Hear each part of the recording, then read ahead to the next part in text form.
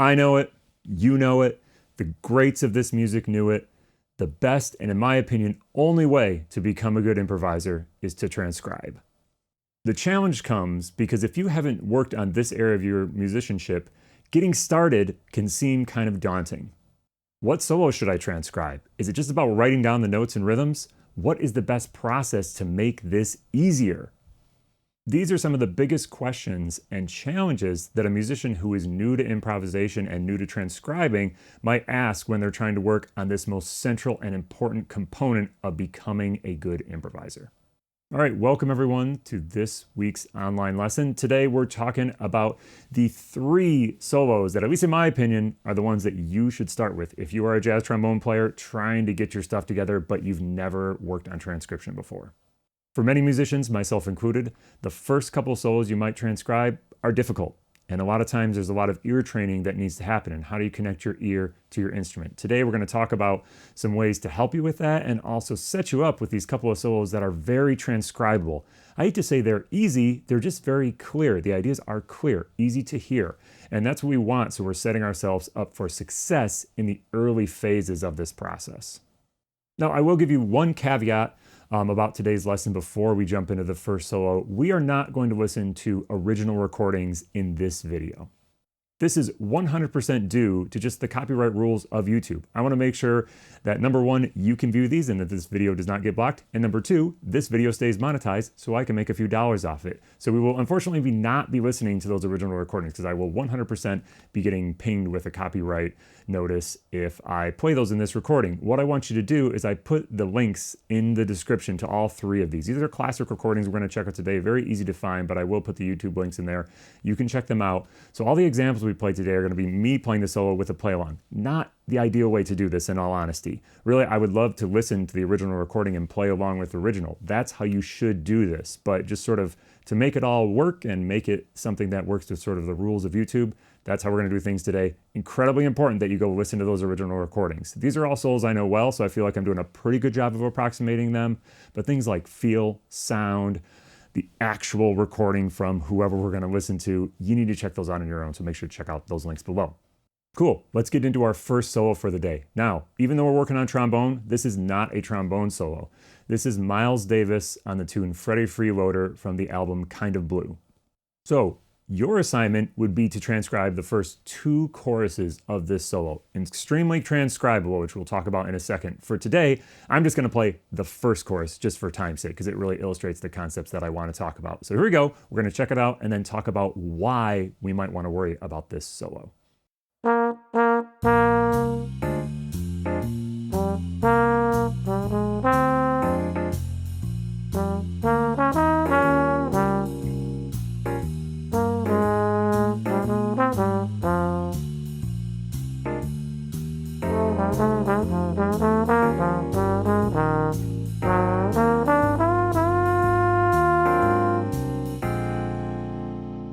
Cool, there's me playing the transcription of it. Now, like I said, I really encourage you to go check out Miles playing it. Don't listen to me play it and take my word for it. Listen to Miles play the solo. I cannot overemphasize that enough.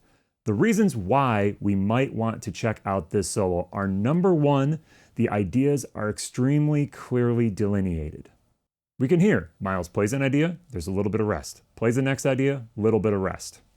Not only does this tell us a little bit about how to construct a solo, but it's also great if we're early on in the transcription process. If this is transcription number 1 you've ever done, it's going to be much easier to put it together with those little bit of rest where you have these clear, here's an idea, here's the next idea, here's the next idea. It'll just be easier to do, which is important when you're first starting out and training your ears.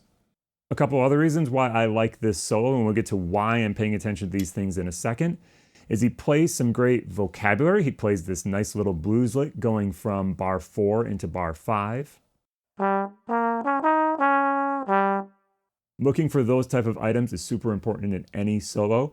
He also does some great chord tone timing on the turnaround of this tune when we go from 5 to 4. Now in a normal blues we would go back to 1. On this tune they actually go to a flat 7 chord, so they go to A flat. But check this line out.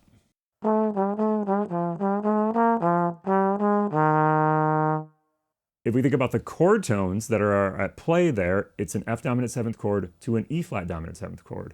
So I've labeled those chord tones here in red, and you can see on each downbeat, he is connecting to a chord tone. Very, very simple actually. It's just kind of little scalar passages in those two keys. He doesn't get to a chord tone on the downbeat of 1 of the E flat chord, but then immediately resolves and then strongly to that chord tone. That is one of the things we might want to pay attention for in any solo that we transcribe. All right, so that's our starting point. I've done that solo with literally students who are in like 6th grade. Maybe they can't totally play the whole thing from a range perspective, but they can certainly transcribe the ideas because they are so clear. The question might be, well, how do we get there? What is the process? Setting up a transcription process for yourself that is efficient, but also is going to get you the most out of each solo you do is incredibly important. It's not just about getting the notes and rhythms and writing them down on a page. For me, this is a 3-step process with, I would say, a supplemental 4th step. I wouldn't really say optional, I would say supplemental in this case. Step number 1 is to listen a lot. This is going to take a mix of both active listening and passive listening. There's going to be some times where you want to have your headphones in, really listening intently, almost in a practice perspective, but then there's going to be other times, maybe you're in the car, maybe you're just, hanging out, put it on your phone, put on your earbuds, and just have it there so you really learn to sing it before you learn to play it. That takes us to step 2, and that is to sing the solo. Now this is primarily about rhythm and phrasing and feel. In an ideal world, and on this solo, you would probably be able to be successful with singing pitch as well. Depending how good of a singer you are, all that type of stuff, and depending on how hard the solo is, you may or may not be able to sing every single note in tune with pitch accuracy. That's something that we will develop over time. But at least if you get the phrases, the shapes, and you're being as close to pitch accurate as you can be, when you go to step 3, which is putting it on your horn, it's going to be incredibly easier. So if you skip these first 2 steps, listening a lot and singing, when you actually go to try to figure it out on your horn and figure out the notes, it's just going to be much harder. So you really need to do these first 2 steps to make sure that it feels easy when it's time to actually figure out the notes. So that takes us through our first primary steps. Listen, sing, play it on your horn, figure it out. And then our sort of supplemental step 4 is to write the solo out, write the chord changes in, and analyze it. I say this is a supplemental step because in all honesty, a lot of what you're going to get from a solo is doing the first 3 steps: listening, singing, and getting it on your horn. Depending on your new music theory knowledge, sometimes you'll be able to do this analysis step as you're sort of playing through the solo if it's a tune that you know the chord changes for. But it is really, really helpful, especially on the first handful or even as many as the first 10 to 15 solos that you do. Every single one of them, try to write it out. Rhythms are probably going to be hard. That's the hard part for most people, getting those accurate and putting the chord changes above it and then picking out the interesting places. Like I said, there was that little blues lick in this Miles solo. There was that interesting spot of chord tone timing, looking for those elements and then seeing if you can pull those out of the solo, practice them in all 12 keys, maybe practice the concept like chord tone timing in some different keys and see what it does for you. All right, let's round this out with our final 2 solos. Solo number 2 that we're going to is an absolute classic on trombone. For my opinion, it's a must transcribe solo, and that is Curtis Fuller on the John Coltrane album Blue Train, and the tune is Blue Train. This is another blues. It's in the key of E flat. Again, if you're just getting started transcribing, I would definitely do the first 2 choruses. After that, he gets into some double time, which can be a little bit challenging. If you feel like you can do it, continue on after that and get the rest of the solo. If you feel like the double time is too hard for you right now, do the first 2 choruses, come back to the double time, maybe 3 or 4 more choruses or 4 more solos, down the road, and you might be a little bit more equipped to get all the notes that are in there. Don't be afraid on the double time sections to maybe slow it down to get some of the note accuracy. You can do that on YouTube. There's a couple other programs you can do that. You do eventually want to try to play it at full tempo if you can. Some cases that can be more challenging than other ones, but definitely while you're trying to sort out some of those notes, I don't really see a problem with slowing it down. You want to make sure you're being accurate, especially in these early phases. The better your ear gets, the less you will need to do that, and then moving it back into a faster tempo to play it. Just like on the Miles solo, I'm only going to play through 1 chorus today just to kind of highlight a couple of things in this one. So here it is, the first chorus of Curtis Fuller on Blue Train.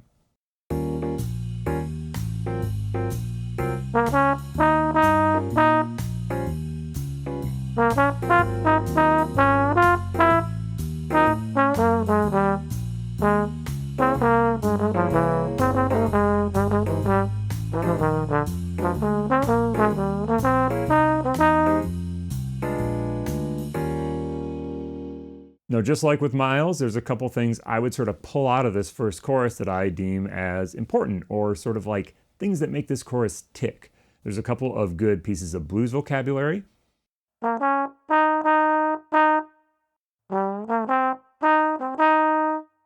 Both of those are extremely simple ideas, but definitely something that's worth sort of like pulling out and make sure you could execute them in a couple of different keys. Probably wouldn't be too hard to move them through different keys in this case because they're very straightforward ideas, but still important that you're able to move those simple things through those different keys and identify, okay, well that first one, for example, is the fifth to the flat seven to the root. And so just where you can move that through the different keys and use that in your own solo if you wanted to. Also, just like in the Miles solo, there's some great chord tone timing in this. As he comes out of the 4 chord and gets back to the 1 chord and then eventually a 6 chord, this tune has a 6 chord in the 8th bar, he really lines up the chord tones in the best way possible.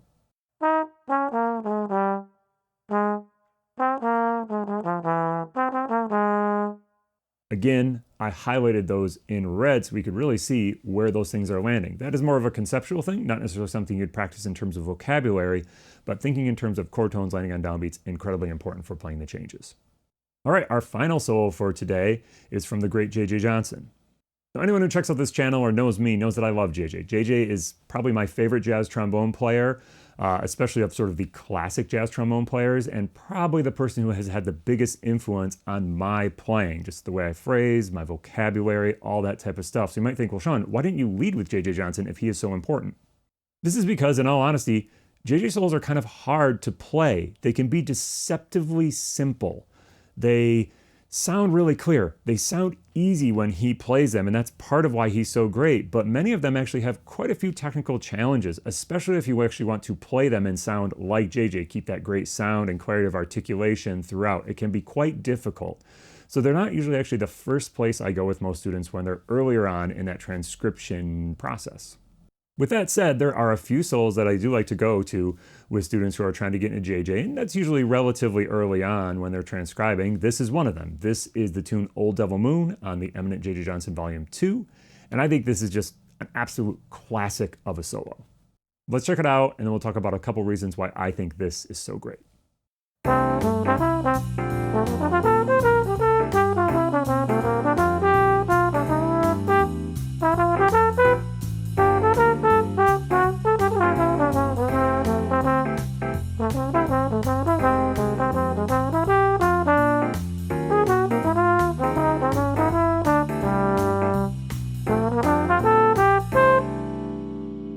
So that was just the first 16 bars.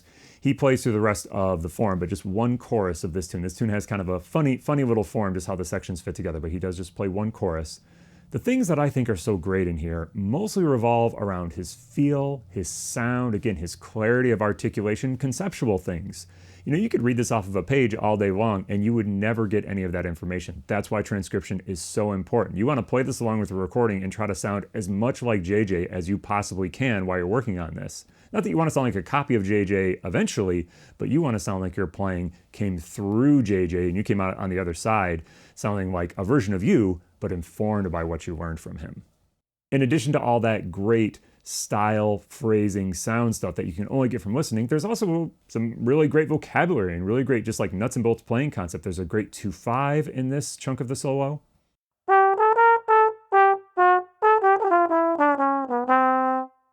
That 2/5 is also a great place to have to deal with a little like embouchure turn that JJ uses all the time. In all honesty, this is one of the first places that I probably started getting that together. I don't know that I ever really thought about the technique. I just tried to match JJ playing that little ornamentation. I sometimes find students struggle with that when they don't learn it from a listening perspective, when they try to think about it just from a technique perspective. You just got to listen to a player do it and try to emulate them because it's not an exact science when we use our embouchure in that way.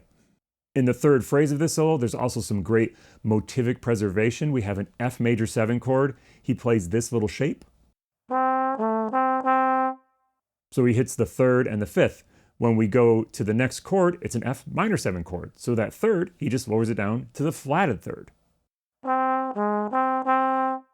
Classic change playing, I think, really is emblematic of his approach to playing the changes. Very melodic in nature, not necessarily just a stream of eighth notes, but a really sort of melodic approach where he only changes the notes he needs to make his ideas fit into the next chord change. All right, those are the 3 solos that I would start with, and I usually start my students with if they're working on transcription and they've never transcribed anything before. Now, as I've said a couple of times in this video, transcribing can be difficult at first. It can seem kind of challenging. I can tell you this JJ transcription that I just played, that was one of the first couple that I did. I didn't start transcribing until I was in college because nobody told me ever were supposed to. And so I was maybe a little behind the game on that.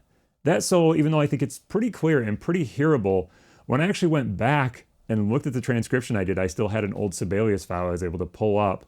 There were a lot of mistakes in it. And that's because my ears just weren't quite developed yet. And I remember that taking me a long time to do. I'm sure that took me several weeks, if not a month, to transcribe that.